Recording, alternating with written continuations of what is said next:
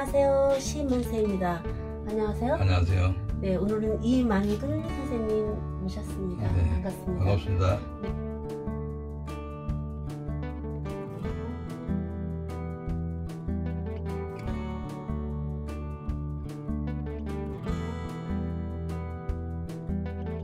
네, 선생님 이제 근황 좀 얘기해 주세요.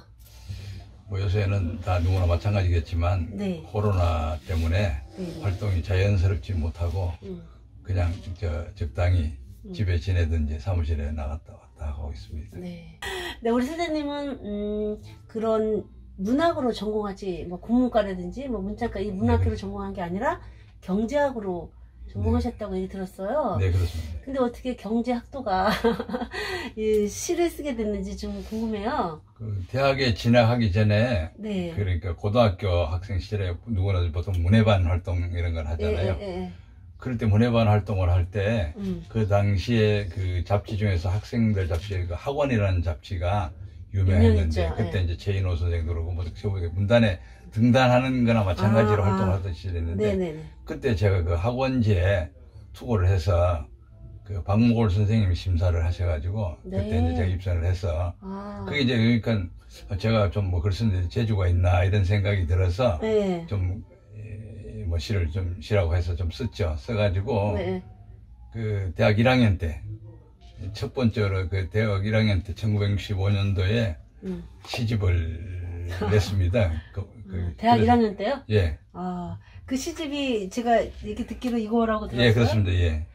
근데 대학 1학년 때면 참 빠르게 시집을 내셨어요. 예. 좀 집에 부유하셨나요? 아, 그런 건 아니지만 네. 그때 이제 옆에 이제 가깝게 지내시던 분 중에서 네. 그 장윤우 교수님이라고 시인이시고 그 조각 조석과 교수님이신데 네. 그분이 이제 가깝게 지내는 분이 또 그 시집을 내면 어떨겠냐 하는 생각을 말씀하셔가지고 네네. 그러고 이제 우리 학교 선배인 출판사 하시는 분이 그분도 시인인데 이준범이라는 옛날 시인분인데 그분이 출판사였습니다. 그때 거기서 내자고 해서 시집을 내게 됐습니다. 근데 시를 그때 당시 시는 이렇게 옆으로 가는 게 아니라 이렇게 세로로. 예, 그렇습니다. 되는데, 예. 그죠? 예. 너무 향수가 느껴지는데 얼마나 오래됐으면 여기가 지금 다 시커멓게 이렇게 보이나요? 이렇게 돼 예. 있는데 선생님 그러니까 시가 얼마나 잘 쓰셨으면 등단도 거치지 않고 예. 시집부터 이렇게 내게라고 주변에서 제가 권유했을까요? 모르겠어요. 그때 뭐 그냥 기특했겠죠. 뭐 그러니까 시 쓴다고 했으니까 또 활동을 그렇게 하니까 했는데 뭐 저는 그 응모를 해본 일이 없습니다. 뭐 어디 추천을 받겠다든지 또 그때 심사위원들 선생님들 중에서도 많이 아시는 분 있는데 또 시도 시원찮기도 하고 제가 제 거 추천해달라 이런 말씀도 못 드렸고 그 다음에 또 그걸 또 싫어했습니다. 그래서 그래서 보니까 뭐 하다 보니까 시집만 내게 됐는데 한 두세 번 내니까 뭐 잡지사에서 청탁도 하고 뭐 그렇게 어쩌다 시인이 됐습니다. 이렇게. 그 어쩌다 시인이라는 말이 참 재미있는데요.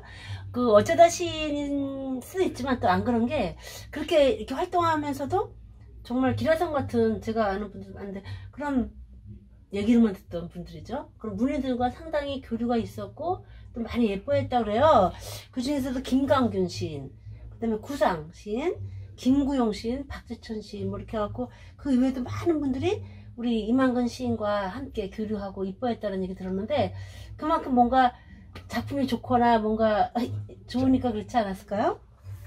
작품이 뭐 좋다기보다는 네. 제가 어떤 열심히 삶을 사는데 좀 그렇게 보였던 것 같아요. 그래서 기호해 주시고 또 이끌어 주시고 지도해 주시고 그랬던 것 같습니다. 그러기도 하고 뭐 아까 말씀드린 대로 그 문단 활동을 시작할 때 그 박재천 선생님이 같이 동인을 하자고 그래서 동인도 하고 또 김대규 선생께서도 그냥 또 하다 보니까 동인이 됐는데 그 시인이라는 타이틀이 붙게 되니까 더 이제 그런 분들하고 더 가깝게 지내게 됐죠. 박재천 선생님이 우리 이만근 쌤한테 동인하자고 그래요? 예, 그렇습니다. 박재천 선생님 상당히 그 눈이 높고 까다로우신 걸로 제가 알고 있는데 그래서 뭐 모르겠습니다. 그렇게 동인하자고 정도면 우리 이만근 쌤도 훌륭하시는 거 아니에요. 아니에요? 1972년도에 제가 이제 동인을 찍었죠. 이 중에서 김구영 쌤 같은 경우는 우리 선생님 결혼할 때 그 그때 뭐야 청첩장에 뭐 이렇게 쓰는 게 있다면서요? 예, 예. 문인 대표로 뭐 청첩인 예. 그걸 해주셨다면서요? 그때는 이제 결혼식 할 때 이제 지금 요새 지금 뭐 통신수단이 발달되지 않았기 때문에 인쇄로 해서 네네. 청첩장을 보내는데 청첩인이라는 난이 있었어요. 아. 가족 대표, 그다음에 혹은 다른 친구 대표 뭐 이런 게 문단 있는데, 대표? 예, 뭐 이런 분들이 있는데 그래 그때 이제 김고영 선생님이 청첩인이 돼 주셨죠. 아, 그 상당히 좀 영광이었겠다는 예, 그렇습니다. 예, 지금 그 청첩장 지금도 보관하고 있습니다. 아, 그 약간 사모님한테 나 이런 예. 사람이야. 뿌듯했을 것 같은데요? 있죠. 뭔가 그죠? 아, 좋습니다. 구상 선생님은 또 뭐 아들처럼 생각하셨다고 그러더라고요. 뭐 가족이죠. 아들보다는 하여튼 가족처럼 지냈는데 정말 이뻐하셨죠. 그래서 네. 뭐 가끔 시간 나면은 뭐 식사도 같이 집에서 선생님 댁가 식사도 하고 또 얘기 뭐 시국에 관한 얘기, 시에 관한 얘기 뭐 그런 이야기를 많이 제가 나누죠. 보니까 좋은 시 쓰는 건 기본이고 또 열심히 또 계속 끝까지 써야 되니까 쓰는 거고 그것도 중요하고 이렇게 훌륭하시고 진짜 인품이 좋으신 분들과 함께 이렇게 어울리고 또 좋은 얘기 듣고 이거도 큰 행복 같아요, 선생님. 아, 그죠? 그렇습니다. 예. 저는 뭐 하여튼 제일 감사하게 생각하는 거 겁니다. 제가 그분들한테 그런 사랑을 받았다는 게 이 세상에 태어나서 정말로 부모님 다음이죠. 사실은 은혜를 받은 분들이죠. 네. 정말 부럽기도 하고 멋지기도 합니다. 그래서 아까 얘기했지만 박재천 선생님께서 우리 선생님한테 동행합시다 뭐 이렇게 말했던 게 그래서 함께한 게 시법. 예, 그렇습니다. 예, 시에다가 법. 그래서 어떻게 생각하면 뭔가 좀 딱딱한 느낌도 나요. 법이라고 들어가니까. 그런데 이거 이름은 누가 지었을까요? 박재천 선생님 지었겠죠. 박 선생님이 이제 그때 그 동인을 하시던 분들이 있는데 이분 요게 이제 1972년도 봄호쯤 됐을까요? 그때쯤 이제 저보고 같이 하자고 그래서 작품을 내게 됐죠. 그 전에도 했었고 선생님이 이제 합류한 거는 이때부터. 예, 그래서 한 서너 번, 한 3호까지인가 4호까지를 내고 이제 우리가 뭐 여러 가지 여건이 그래서 중단. 여기 보니까 뭐 뒤에 보니까 여기 홍신선 선생님도 있고, 그죠? 노양래 선생님도 있네요. 예, 그리고 뭐 한분순 선생도 있고 또 여러분들 이렇게 함께 오순택 선생 뭐 박재천도 써 있고. 네, 아무튼 이것도 열어보면은 정말 이거 뭐예요? 이거 누구시에요? 보니까 박재천 선생. 아니 세상에 박재천 선생님 숨을 쉴 수가 없네요. 띄어쓰기가 하나도 없어갖고 이상처럼 계속 써서 이때도 이렇게 이런 실험시를 썼네요. 그쵸? 와, 이게 지금 다 그래요. 박재천 선생님 시 좀 보여드릴까요? 여봐요. 와, 다 이렇게 이때도 좀 남다르셨죠? 여기 선생님이. 예. 그럼 우리 이만근 선생님은 또 어떤가 볼까요? 미소, 어둠 속에서 편지, 새, 가을 하는데 이렇게 좀 서정적인 거네요. 그죠? 네, 이렇게 따뜻한 느낌. 뭔가 휴머니티가 흐르는 가을 하는 뭐 이렇게 해서 그죠? 얼굴도 보지 못하고 뭐 이렇게 활줄 당기는 이렇게 써 있는데요. 참 뿌듯하시죠? 예, 그렇습니다. 그때만 해도. 아까 이 책을 저한테 주시는데 제가 다 너무 기분이 좋더라고요. 그 옛날 그 시절로 다시 들어간 듯한 그런 느낌이 있는데 시법뿐이 아니라 또 어떤 데도 동인 활동도 하신 거 있다면서요? 시와 시론이라고 뭐 시법 동인하기 전에 안양에서 활동하시는 김대규 시인이 그 또 시와 시론 동인을 할 때 참여를 하게 됐죠. 불러서 같이. 지금은 뭐 이렇게 따로 뭐 이제 그렇게 하는 건 없으시죠? 예, 지금은 뭐 이제 그냥 이제 뭐 나이도 있고 하니까 그냥 청탁 오면 그 작품을 써서 보내드리고 있죠. 예전에는 선생님 발표할 지가 그 지면이 많지 않았잖아요. 그렇습니다. 요즘과 다르게. 그래서 이렇게 시 쓰다가 어디서 이렇게 청탁이 오거나 그러면 상당히 설레고 기분 좋고 그랬죠? 그래서 그거를 기일까지 쓰기 위해서 막 애쓰고 처음으로 그 잡지에 제가 그랬던 게 먼저는 사상계가 잡지에 근데 그때 이제 그 김지아 선생하고 모두 같이 그 사상계 이제 발표를 했고 그러고 나서 이제 뭐 시문학이나 이런 데 제가 그 청탁을 해서 받아서 써서 보내드리고 가지고 한국문학이나 뭐 월가문학 이런 데 그때 했죠. 네. 그래서 아무튼 뭐 요즘에는 선생님 어떻게 생각하세요? 요새는 발표할지가 너무 많잖아요. 그렇죠. 그 점에 대해서는 어떻게 생각하나요?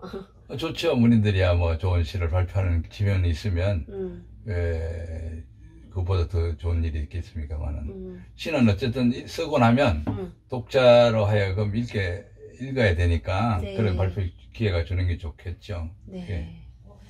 그리고 내가 썼지만 누군가 모르는 사람이 어디서 읽고 있다라고 생각하면 정말 그 책임의식도 커지는 거죠. 그러니까 말이야, 요새 시가 많이 이제 독자들한테 안 알려져 있는 거는 시가 좀 어렵기도 하고 이해도 안 되지만은 네. 누군가를 위해서 감동을 주는 그런 시가 좀 없는 것 같아요. 어떤 시 한편으로 그 사람의 인생이 바뀔 수도 있는 것도 있잖아요, 우리가. 네. 네. 그런데 그 시를 읽고 감동이나 이런 걸 못 느끼면 네. 그 시가 뭐 그렇게 필요한가 하는 생각도 할 때가 있어요. 그렇습니다. 그만큼 시가 중요하지요, 우리 삶에 있어서. 그렇죠. 제가 그 아까 말씀드린 그 존경하는 구상 선생님이 네. 마지막에 돌아가시기 직전에 마지막 하신 말씀이 세상에는 시가 필요하지요. 이 말씀이 원입니다. 진짜 이거 던져. 예. 세상에는 시가 시가 필요하지요. 필요하지요. 그게 예. 마지막 말씀이세요? 예, 그렇습니다. 세상에 아무리 이렇게 각박해져도 그래도 또 뭐 자본주의 국가에서 이게 무슨 돈이 최고가 이런 시대지만은 그래도 시가 필요한 시대라는 것이 하신 말씀 마지막 말씀이에요. 네, 사실 시가 돈이 되는 것도 아니고 시로 뭐 떼부자 되는 것도 아니고 막 이런데도 불구하고 또 시를 쓰는 거는 또 그죠? 네. 이 세상에서 정화수 역할을, 맑은 물 역할을 하는 거죠. 한 줄이라도 읽고 나면 그게 마음에 정화가 되고 그 희망을 갖는다면 얼마나 좋겠습니까? 네, 아무튼 그래서 우리 선생님이 그럼에도 불구하고 또 직장 생활과 또 생활해야 되니까 맞물려서 20년간을 시와 조금 거리를 두셨다고 그랬어요. 그러니까 1980년대 초까지는 주로 이렇게 이제 뭐 청탁이 오면 발표를 한다든지 동연 활동을 했는데 네. 80년대 초부터 네. 제가 직장에 이제 전념하다가 그게 이제 우리 보면 뭐 생업이라고 그러잖아요. 생업에 종사하다 보면 그 시에 좀 등한할 수밖에 없고 발표하려면 시라는 것도 같이 만나서 얘기하고 토론하고 작품에 그런 게 해야 되는데 그런 시간을 내지도 못하니까 보니까 활동 안 하다가 한 20년 있다가 이제는 이제 좀 다시 시를 써야겠다 하는 생각을 해서 그 2008년도에 제가 총 그동안 썼던 걸 정리하고 새로운 다짐을 하기 위해서 시집을 내고 칼럼집도 내면서 이제 문단이라든지 이런 작품 활동하겠다는 생각을 했거든요. 네. 지금 말씀하신 2008년도에 이제 다시 시집을 내셨다는데 네 번째 시집이었죠? 예, 예. 실론만큼이라도 이렇게 내셨어요. 그리고 칼럼집으로 소유와 행복 이렇게 내셨어요. 그죠? 예, 내시면서 다시 또 이제 공백 기간을 또 이렇게 뛰어넘어서 활동하고 계시는데 소유와 행복 칼럼집이 상당히 선생님, 이만근 선생님과 어울려요. 예. 뭔가 소유와 행복 그러면 왠지 무소유할 것 같기도 하고 그런 거는 뭐 아니지만 소유가 반드시 행복하고 비례하지 않는다. 그런 그러니까 얘기. 무소유죠. 예, 그런데 무소유라도 좋은 건 아니고 다. 그게는 소유도 가지에서 꼭 좋은 게 있고 우리가 욕심을 많이 가지는 건 좋은 거 있어요. 예를 들어서 뭐 명예욕이라든지 뭐 또 학문적인 종교라든지 이런 거는 보이지 않는 거는 많이 갖는 게 좋고 물질적인 거는 내가 많이 가지면 다른 사람한테 피해가 가는 게 있어요. 돈 같은 것도 내가 많이 가지면 그만큼 딴 사람은 좀 적게 가지잖아요. 명예라든지 내 책을 읽는다 이런 건 내가 아무리 많이 해도 다른 사람한테는 피해가 안 가잖아요. 그런 것이 이제 중요하다 이런 얘기입니다. 그러면 우리 선생님께서는 지금 아까 잠깐 20년 동안 생업에서 쉬셨다 그러지만 제가 얘기 들은 바로는 쉰 거 아닌 것 같아요. 왜 그러냐면 범양사에 근무하셨잖아요. 그 범양사 중에서도 또 출판부가 있어서 거기서 무슨 과학 철학에 관한 책을 내시는 일을 하셨다고 들었어요. 주로 출판에 관한 일을 하셨죠? 그렇습니다. 예. 그 범양사는 범양그룹이라고 해서 회사가 여러 개가 있는 큰 그룹 회사인데 거기에 이제 설립자이신 검곡 이성범 시인입니다. 그분도. 그러니까는 시인부락이라는 동인회 활동하시던 분인데 네. 그분이 이제 좋은 책을 출판하려고 하는데 출판사가 채산이 안 맞아 안 하니까 직접 본인이 출판부를 설립을 하셔가지고 좋은 책을 내겠다 해서 그게 첫 번째 된 게 이제 그 카프라 교수의 현대물리학과 동양사상이라는 책을 내고 다른 출판사에서 채산이 안 맞는지만은 좋은 책은 내겠다는 걸 가지고 주로 번역서입니다. 네. 신과학운동이라고 그래서 The Age Movement라는 신과학에 관한 책들을 주로 만드는 출판하는 곳이었죠.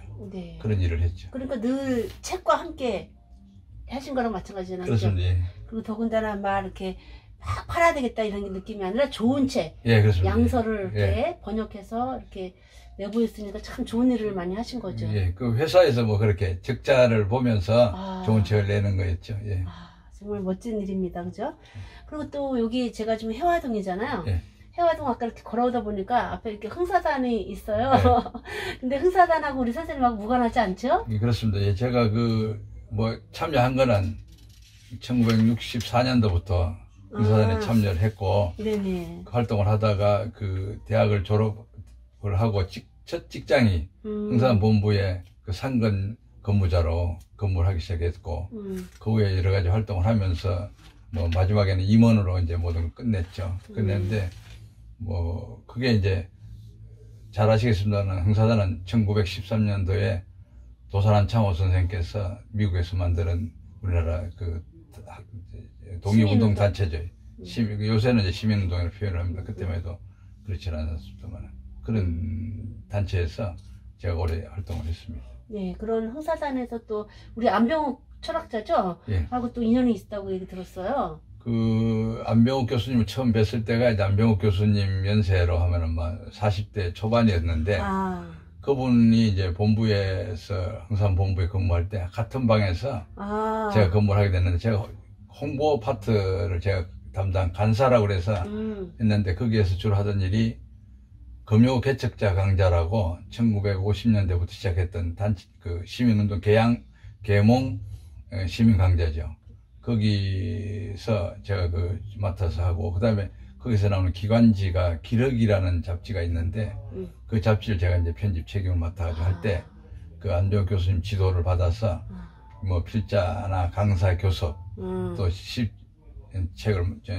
잡지를 만들고, 금요개척 강좌에서 진행 사회를 맡아서 했죠. 그때 유명한 분이 이제 뭐, 함석헌 선생이나 김대중 전 대통령, 뭐 이제 우리 안병욱 교수님, 많은 분들이 우리나라 그때 기라성 같은 분들이 다 그게 강사로 나오셔가지고 말씀해 줬고요. 그때 뭐 대단했죠. 그거 개최한다가. 그리고 또 그렇게 안병욱 교수님 옆에서 가까이 이렇게 접하면서 그분의 철학 정신이라든지 또 그런 것도 많이 또 이렇게 그죠? 영향을 그렇죠. 좀 받으셨겠어요. 뭐 삶의 기준이 되는 그런 말씀들을 많이 들었기 때문에. 네. 그러면 어떻게 보면은 평생을 책과 함께, 글과 함께 지내실 거랑 진배 없네요, 그죠? 그렇습니다. 네. 예. 근데 참 부러운 게요. 근데 저는 그렇게 지금 좀 눈이 나빠갖고 안경을 썼거든요. 네. 근데 선생님은 그렇게 평생을 이렇게 책과 함께 출판하기도 있고, 시도 쓰고 열심히 했는데, 시력이 어찌 이렇게 좋으신 거예요? 돋보기 씁니다, 이제. 아니, 돋보기는 말고 그냥. 일반적 시력은 좋습니다. 그러니까 그게 어떻게 이렇게 좋으신 거예요? 우리 누가 하여튼 선천적인 건지 후천적인 건지 모르지만 하여튼 부모님이 다 눈이 좋았어요? 모르겠습니다. 저도 잘. 너무 부럽습니다. 네. 좀 복이 많으신 것 같아요. 아, 부럽습니다. 문단의 그런 인맥이라나요? 훌륭하신 분 복도 있고 또 눈도 좋으시고 그죠? 그래서 그런지 또 여러 가지 또 좋은 일도 많고 그죠? 네. 삶이 좀 행복하신 것 같아요. 그 선생님이 이제 4번째 시집을 이제 마치고 실눈만큼이라도 마치고 이제 글을 쓰셔서 올해 5번째 시집을 준비한다는 얘기 들었어요. 네. 선생님 시세계 좀 말씀해 주세요. 시가 좀 변화됐겠죠? 예전에는 그렇습니다. 참여시 쓰셨다는 얘기 들었어요? 예, 처음에 이제는 주로 참여시라고 흔히 얘기하는 그 당시에는 그때 순수시냐 참여시냐 쪽이 있는데 네. 그 참여시에 우리가 대표적인 분이 뭐냐 그 당시에는 김지하 선생 같은 분이 있었잖아요.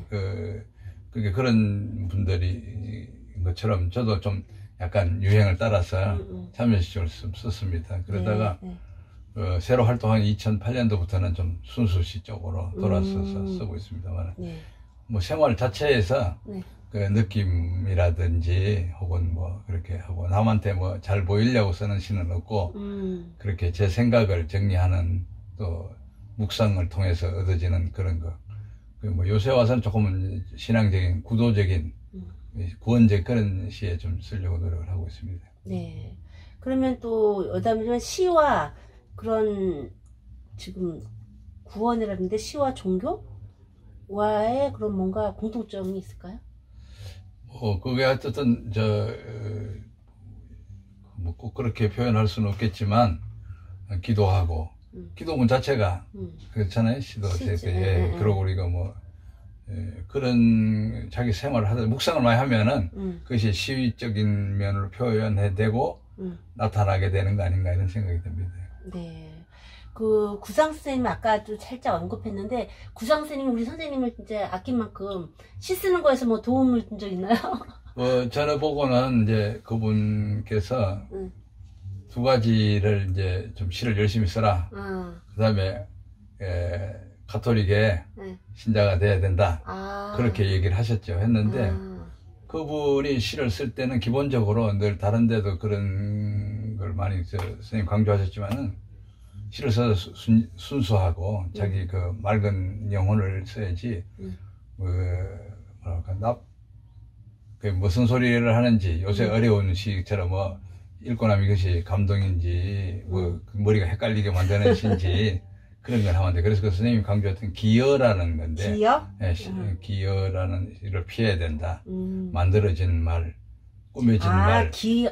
네, 경상도 발음이라서 그렇습니다. 네. 그렇구나. 네. 그런 걸 피해야 된다고 네, 했어요? 그런 걸 피하고 그래야 된다. 예를 한번 들어주세요. 어떻게? 기여를 피하려면 어떻게 되나요, 선생님? 그 본 실상을 그대로 감동을 주게 했어야 되겠죠. 그러나 그걸 뭘 다른 사람이 예를 무슨 들어서 말을 만약에 이게 커피다 그러면 커피를 그대로 이렇게 쓰는 거죠? 그 느낌이 있어야 되겠죠. 시적인 표현을 해야 되겠지만 시로 감독이 그대로 하면 뭐 산문이나 뭐 그렇게 되겠죠. 그런데 그거를 뭐라고 비비 꼰다 그러나요? 뭐 좀 아주 그런 거는 좀 피하셔야 된다는 얘기죠. 요새 보면 좀 뭐 잘 썼다고 그래서 읽어봐도 별로 감동이 없고 무슨 말을 하는지 무슨 시 잘 모를 때가 많습니다. 저도. 선생님 아까 이제 살짝 말씀해 주시기를 도깨비를 그리는 게 더 쉽다. 오히려 말이나 소를 그리는 게 더 쉽다. 뭐 선생님이 예문을 들으신 것이 예를 들으신 것이 이제 그 중국의 그 제나라 때 그 임금이 그 잘 그리는 그림으로 화공을 불러서 너는 무엇이 제일 그리기 쉽고 제일 그리기 어려운 거냐 이렇게 물었을 때 제일 그리기 쉬운 것은 도깨비. 그 다음에 제일 그리기 어려운 것은 실존하는 인물, 실존하는 동물이라든지 말이라든지 뭐 이런 것은 왜 그러냐 이렇게 물었을 때 도깨비는 아무도 본 사람이 없으니까 자기 맘대로 그려도 된다. 그러니까는 자기 하고 싶은 대로 뭐 뿔을 그릴 수도 있고 꽁지를 뭐 그릴 수도 있고 뭐 하여튼 아무렇게 그려도 아무도 본 사람이 없으니까 잘 그렸다고 표현할 수가 없잖아요. 그런데 실제로 나타난 거는 잘 그린 거하고 못난 거하고는 실물을 다 아니까 그렇다는 얘기예요. 그래서 시를 너무 어렵게 이해 안 되고 무슨 말을 하는지 모를 정도로 그렇게 쓰지는 말아라. 보고 사람들이 감동하고 느낌이 오도록 써라 이런 얘기를 많이 했었습니다. 네, 그래서 될까요? 우리 선생님 시를 제가 지하철 스크린 시에서도 본 적 있는데 능금이라는 시가 있더라고요. 예, 그래서 제가 능금이라는 시를 한편 선생님 시를 감동을 젖으면서 아이고, 제가 고맙습니다. 한번 낭독을 해볼게요. 그리고 우리 선생님도 한번 시 한 편 낭독 준비해 주시기 바랍니다. 능금 이만근 비 젖은 밤 더욱 윤기 흐르는 내 고향 뒹구는 실랑의 시큼한 사투리 버릴 수 없는 껍질을 깎으면 귀에 연그른 설화만큼 팽팽하고 뚝뚝 과도에 묻어 떨어지는 향수요. 그 능금하면 사과잖아요. 네. 그러면 선생님 이게 고향이 어디세요? 전 대구입니다. 원래 출신은 김천인데 네. 김천에서 중학교를 다니고 고등학교를 이제 대구에서 다녔는데 대구가 뭐 능금이 대표적인 요새는 사과라지 하지만 옛날에 능금이라죠. 그 사과하고 능금 뭐가 달라요?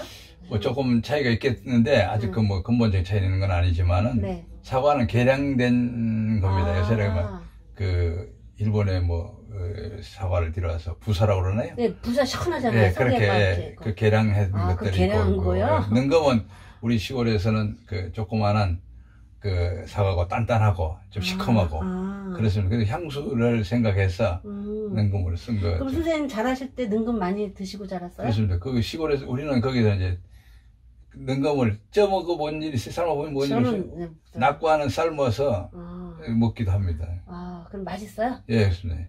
그걸 하면 이제 뭐 우리가 어릴 때 그 대구는 그게 좀 많이. 지금도 대구에 그럼 능금이 많이 있을까요? 지금은 좀 개량된 걸 심겠죠. 왜냐면 채산성이 안 맞으니까 소득이 안 되니까 많이 이제 혜택했을 겁니다. 네. 또 이제 또 기후에 따라서 그 날씨가 좀 찬 데가 사과가 달고 네. 맛있다고 그래요. 그래서 네. 위로 좀 올라오고 밑에는 좀 약하죠. 우리 지역으로 보면. 예, 뚝뚝 과도에 묻어서 떨어지는 향수가 과도에 뚝뚝 떨어지니까 그림이 이렇게 그려지면서 정말 감동이 있는데요. 우리 선생님이 읽어줄 시가 궁금한데요. 어떤 시를 읽어주실 제가 거예요? 아까 말씀드린 우리 고향이 네. 김천인데 네. 김천에서 조금 더 들어간 우리 시골입니다. 그 민주지산이라고 그래서 삼도봉이라고 있는데 그 삼도봉이 뭐냐면 충청도, 전라도, 경상도가 그 하나로 모이는 봉우리예요. 오, 그래요? 거기가 이제 삼도봉인데 그 삼도봉 밑에 경상도 쪽으로 김천 쪽으로 제가 그 삼골의 고향인데 몇 년 전에 거기에 그 댐이 건설돼서 그 물을 이제 그 식수를 하기 위해서 김천 구미 쪽까지 그 식수 보급을 위해서 댐을 막아서 부항댐이라는 댐이 만들어졌어요. 그래서 우리 고향이 물에 잠겼어요. 어머나. 그리고 여기서 고향이 없어졌어요. 어머나. 그러니까 우리 학교, 제가 초등학교도 지금 물고기 집이 됐어요. 지금 현재 그렇게 됐다고요? 예, 제가 살던 생가도 어머나. 물고기 집이 됐죠. 어머나. 사람 사는 집이 그럼 아니고. 그 사람들은 어떻게 해서 다 다 이제 뭐 보상비 받아서 꿀꿀이 흩어졌죠. 아. 그래서 그 생각을 해서 제가 최근에 쓴 시가 하나 있습니다. 네. 이름까지 해주세요. 이만근. 내 마음에 이어도 이만근.